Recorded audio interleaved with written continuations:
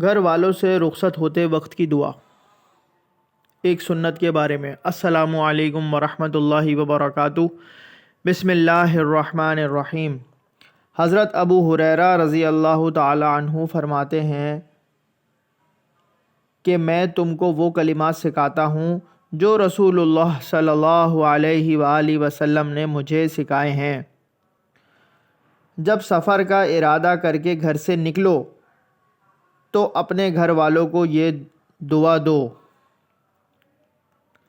استودعکم اللہ الذی لا یخیب ودائعہ۔ ترجمہ: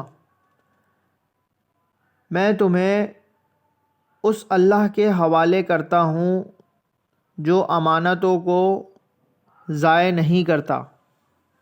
حوالہ: عمل الیوم واللیلہ لا بن السنی 507۔ دین کی بات پھیلانا صدقہ جاریہ ہے۔ اس کو شیئر کیجئے، سبسکرائب کیجئے، لائک کیجئے۔ جزاک اللہ خیرا۔